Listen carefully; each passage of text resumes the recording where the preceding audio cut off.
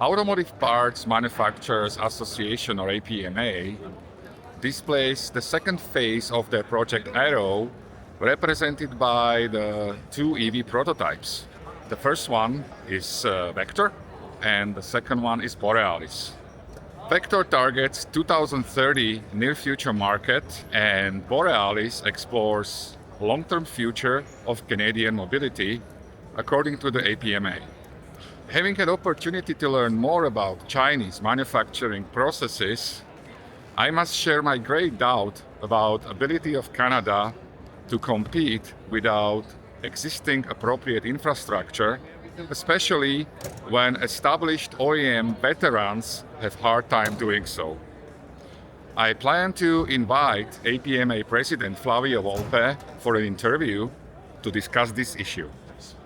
Chevy revived its balls, and even though there are improvements like faster charging and improved range, I'm not sure if the price tag of more than $40,000 will do the justice.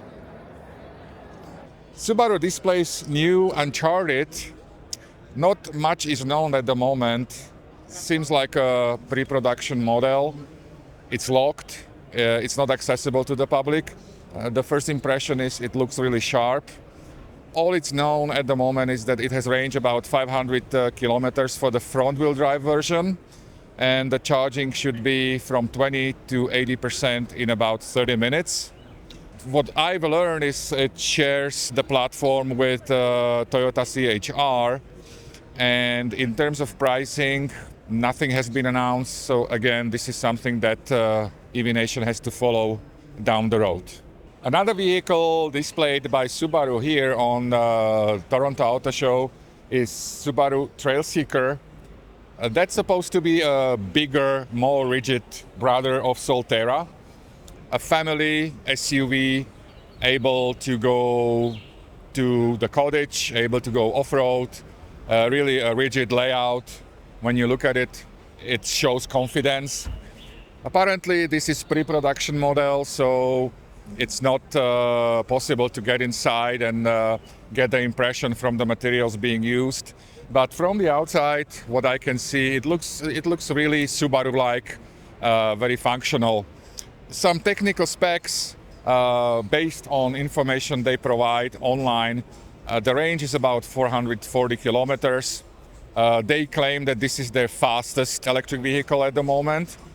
And it's going to be interesting to see more details once we learn about them.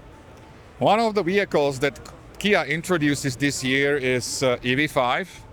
And if you ask what the EV5 is, well, if you liked EV9 and it was too big for you, then this is like a EV9 baby, where EV9 has 3 rows of seat. This one has 2 rows of seat. And it's a very nice family hauler for the starting family with small kids. Definitely more affordable. Kia PV5 is my absolute favorite of this year's auto show. I love the way how the car is styled. I love the personality. I love the utility. I think this is going to be a very popular model available here in Canada. And I actually wish it would come as a passenger van as well, because apparently when I was talking to people from Kia team, that version is available in Korea. It's a pre-production model, it's locked, but looking inside, it's a typical Kia, so controls, ergonomics, everything the way how we are used to. So I just hope that I will be able to get my hands on it as soon as possible and test drive it, because again, I really like this car. Kia EV4. Very interesting electric vehicle. Definitely unorthodox styling. Sedan, coupe, depends how you look at it. Very interesting. So if someone prefers low seating position, low right, this is the car. Typical Kia, typical visual signs, matter of taste. Kia EV4 is a very interesting vehicle. It's a very unusual styling. Some might like it, some might not. I'm kind of in the middle, but I have to say then the inside, Everything is made from nice materials they provide good grip and nice touch. And yeah, it's fine. Nothing that would shock me. But for the price they ask for, it provides very, very reasonable value. I am a fairly tall person, 6'5", and after adjusting the front seat, I'm still able to fit in. I'm surprised by the amount of space that is here on the rear seat. Last year, Hyundai Ioniq 9 was available only as a preview. It was a locked vehicle. This year is open. Everybody can touch it. Everybody can try it. I think that Ioniq 9 is one of the best EVs for the family available on the Canadian market. In terms of range, in terms of comfort, I don't think that you can beat it. Very interesting detail I like here in Ioniq 9 is this cover that you can open from both sides, like this. And also the passengers on the rear seats. And also USB-C port that is integrated into the seat. Hyundai really knows how to make electric vehicles. Well, everybody knows my opinion about electric vehicles from Mercedes because I don't see much progress or much innovation going on. This one, GLC, looks like any regular combustion engine Mercedes, but I guess in this case it's okay because I really don't like the styling of EQE and that vehicles, which is for me too organic. And at least this one maintains the visual language of the Mercedes as we know it on the combustion engine side. In terms of what is my impression, again, when I look inside a car that is locked, to me, there is a little bit of conflict of interest inside because it tries to combine the luxury features, but unfortunately, when you look at some details on the dashboard, some of them seem to be very cheap, very generic. So, again, I wish Mercedes would succeed in something like BMW did with iX3, and unfortunately for now, we only can wait for it. Lucid Gravity, impressive EV. Last year it was available as a preview, you couldn't get in. This year is available. It's accessible, it's beautiful, it's a fantastic luxury EV. But my problem with Lucid is that the range, it's fantastic because it has a huge battery, but that brings trade-offs. Because if you don't travel long distances every day, you carry the load that you really don't need, and that affects the economy and the dynamics of the car.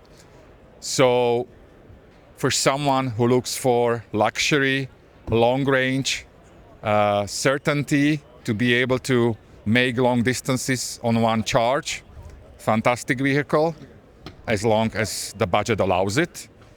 But in terms of usage for an average family, I think this is far beyond what family like that needs. Again, it's a matter of preferences. It's a beautiful technology. I love it, but not for everyone. As a Nissan Ariya owner, I couldn't wait to see the new Nissan Leaf. I was hoping to see it last year already because it was announced and it was supposed to be available. Unfortunately, it didn't make it. So this year it's here. It's presented and displayed the way that everyone can get inside. I am really happy that Nissan approached this pioneer of electric mobility and came up with this second generation. I see changes that they introduced on this generation of Leaf right away, and I appreciate them. One most important thing that I noticed is the presence of these shifters, paddle shifters. I assume, I will check, but I assume you can control the regenerative braking, which I miss on my Ariya. And I also noticed that they adopted the philosophy of Tesla with this, this scrolling buttons here on the steering wheel. I would like to know how they work. I will need to test it and check their behavior. I was playing with infotainment system that's disabled, but it was enabled for EV Nation for a while. So thank you very much. And I must say that there is right away. I must say there is improvement already. I think the graphics is much better. Intuitivity, and the logic of the infotainment system seems to be much better. It's still not there where it should be compared to competition, but I appreciate the fact that they try and they do improvements. So overall feeling, obviously you can feel that this is a cheaper, more affordable car. You can see it on the materials, even though the steering wheel is still very pleasant, very nice to hold. And I like the layout, the presence of the physical buttons still here available. Obviously a little bit of different arrangement, but on the other hand, I think everything is where it should be. So the controls are very easy to use and ergonomics is very nice. There is a 120 volt plug here at the rear seats. It wasn't there before. So I enjoy this car really. I think it's a very affordable option from Nissan and I can't wait to test drive it.